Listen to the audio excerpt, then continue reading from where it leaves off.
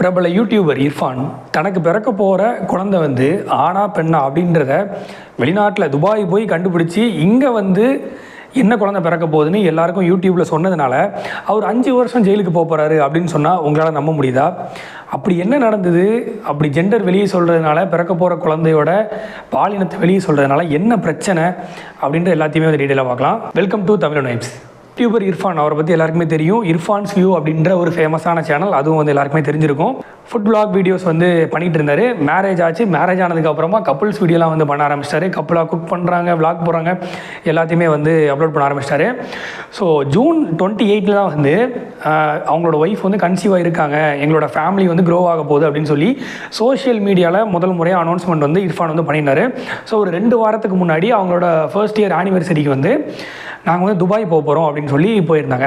So எதுக்கு கன்சீவாக இருக்கிற டைமில் ஃப்ளைட்லலாம் ட்ராவல் துபாய் அப்படின்னு சொல்லி எல்லாருக்குமே வந்து ஒரு டவுட் இருந்தபோது ஒரு வீடியோ வந்தது. நாங்கள் வந்து பேபி ஜெண்டர் வந்து டெஸ்ட் பண்ணுறதுக்காக ஹாஸ்பிட்டல் போயிருக்கோம் அப்படின்னு சொல்லி.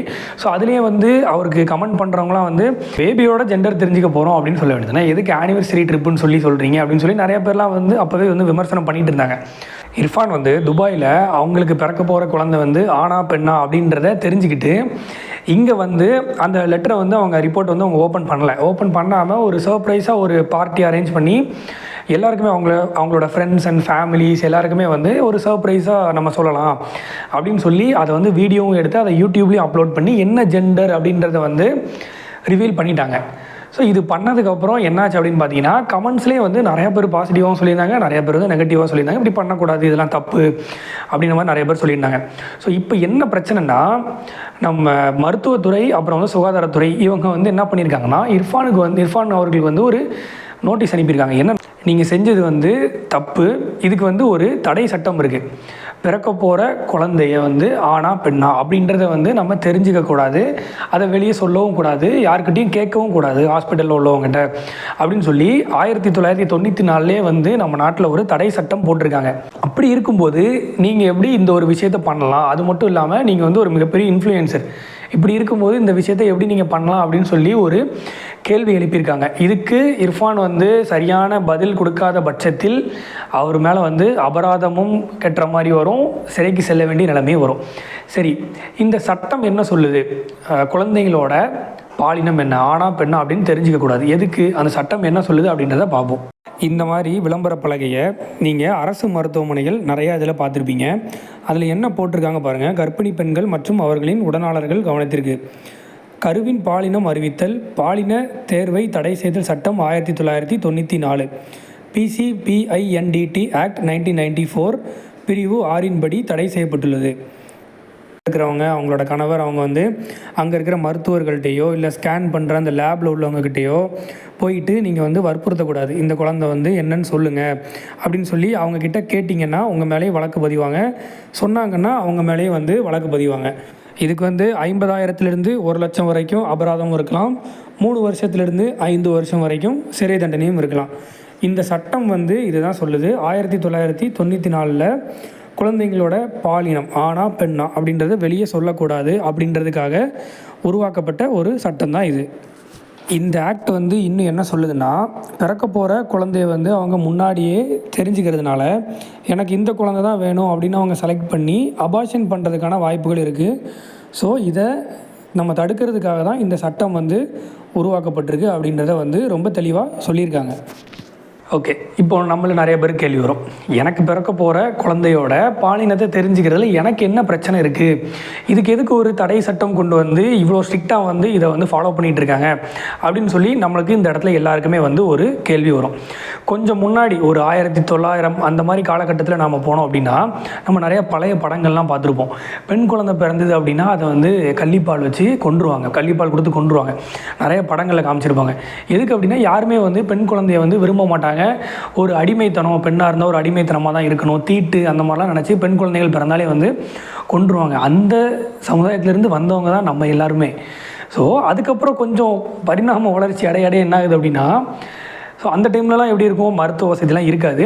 ஸோ குழந்தை பிறந்ததுக்கப்புறம் தான் பெண் குழந்தைன்னு தெரியும், அதுக்கப்புறம் கொண்டுருவாங்க.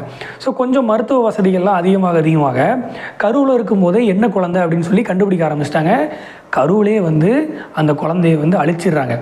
ஒரு குழந்தைய வந்து நம்ம பிறந்ததுக்கப்புறம் கொல்றதும் இல்லை கருவிலே அழிக்கிறதும் வந்து ஒரு கொலைக்கு சமானம். நம்ம வந்து ஒரு கொலை பண்ணுறோம் அப்படின்னு சொல்லி அர்த்தம். இந்த மாதிரி நிறையா பிரச்சனைகள் நம்ம நாட்டில் வந்து நடக்க ஆரம்பிச்சிருச்சு.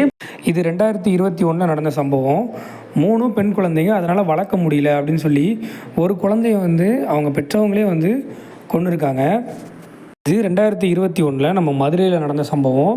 பாருங்கள், பெண் குழந்தையாக பிறந்ததுனால கள்ளிப்பால் ஊற்றி கொண்டதுக்காக பெற்றோர் தாத்தா எல்லாரையுமே வந்து கைது பண்ணியிருக்காங்க. நாம் என்ன தான் சொன்னாலும் நம்ம இப்போ 2024 இருக்கோம், நாம் அப்டேட் ஆகிட்டோம், ஸோ இப்போல்லாம் யாரும் அப்படி பண்ணுறதில்ல அப்படின்னு சொல்லி நம்ம சொன்னாலும் இந்த மாதிரி சம்பவங்கள்லாம் இன்னும் நிறைய நடந்துக்கிட்டு தான் இருக்குது.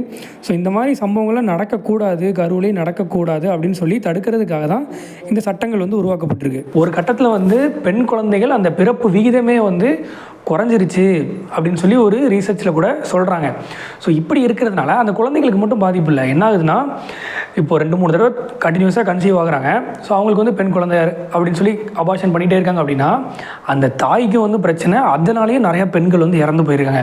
ஸோ இதெல்லாம் மனசில் வச்சு இதெல்லாம் அடிப்படையாக கொண்டு தான் 1994 நம்முடைய இந்திய அரசியலமைப்பு சட்டத்தில் வந்து இந்த சட்டத்தை மீறுறவங்க 3 வருஷமோ இல்லை 5 வருஷமோ 50,000 இல்லை 1 லட்சமோ வந்து அபராதம் கட்டணும் அப்படின்றதான் வந்து எல்லாருக்குமே பொதுவானதாக இருந்தது. இப்போது இர்ஃபான் அவருக்கு வந்து இந்த மாதிரி ஒரு சட்டம் இருக்குதுன்னு தெரிஞ்சுதா, இல்லை வந்து எதுக்காக பேபி ஜெண்டர் வந்து நம்ம ஊரில் யாருமே சொல்ல மாட்டாங்க அப்படின்றதெல்லாம் தெரிஞ்சுதா, அவர் தெரிஞ்சு பண்ணாரா தெரியாமல் பண்ணாரா அப்படின்றதெல்லாம் எதுவுமே வந்து நம்மளுக்கு தெரியல. ஆனால் அவர் வந்து சட்டத்தை மீறியிருக்காரு. அவர் பண்ணது தண்டிக்கப்பட வேண்டிய ஒரு குற்றம் அப்படின்றது வந்து உறுதியாக இருக்குது. ஸோ இப்போ என்ன சொல்கிறாங்கன்னா, அவருக்கு வந்து சுகாதாரத்துறையிலேருந்து நோட்டீஸ் அனுப்பியிருக்காங்க, ப்ளஸ் வந்து காவல்துறை மூலமாகவும் நோட்டீஸ் அனுப்பப்படும் அப்படின்ற மாதிரியும் வந்து சொல்கிறாங்க. ஸோ இர்ஃபான் அவரோட சேனலில் இப்போ அந்த வீடியோ வந்து இருக்காது, அதை வந்து அவர் ப்ரைவேட் பண்ணிட்டாரு.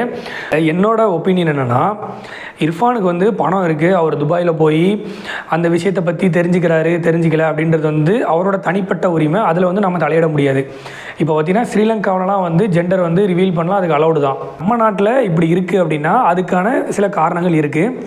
ஸோ அதையும் மீறி இர்ஃபான் வந்து சரி தெரிஞ்சுக்கிட்டார் அப்படின்னா அதை இங்கே வந்து அந்த குழந்தை பிறக்கிறதுக்கு முன்னாடியே ஒரு செலிப்ரேஷன் மாதிரி வச்சு பிக் பாஸில் இருக்கிற மாயா அவங்களெல்லாம் கூப்பிட்டு இவ்வளோ பெரிய யூடியூப் இர்ஃபான் வந்து எவ்வளோ ஃபேன் ஃபாலோவிங் இருக்குதுன்னு தெரியும் எல்லாருக்குமே. இப்போ வந்து அவர் குக் வித் கோமாளி பண்ணிகிட்டு இருக்காரு, அதில் நிறையா ஃபேன்ஸ் இருக்காங்க. ஸோ இப்படி இருக்கிற டைமில் அவர் இப்படி பண்ணுறது ஒரு விதிமீறல் ஆயிரும். நாளைக்கு இதை ஃபாலோ பண்ணி நிறைய பேர் வந்து பண்ண ஆரம்பிச்சிருவாங்க. அப்புறம் இந்த சட்டம் எதுக்காக கொண்டு வந்தாங்க அப்படின்ற ஒரு அந்த நோக்கத்துக்கான ஒரு இது அவசியமே இல்லாமல் போயிடும். அதுக்காக தான் இப்போ அவர் மேலே நடவடிக்கை எடுக்க போகிறாங்க அப்படின்ற மாதிரி தெரியுது. ஸோ இது எந்த அளவுக்கு பாசிபிள் எடுப்பாங்களா அப்படின்றது வந்து தெரியல. எதுக்கு அப்படின்னு சொல்லி உங்கள் எல்லாருக்குமே வந்து தெரியும்.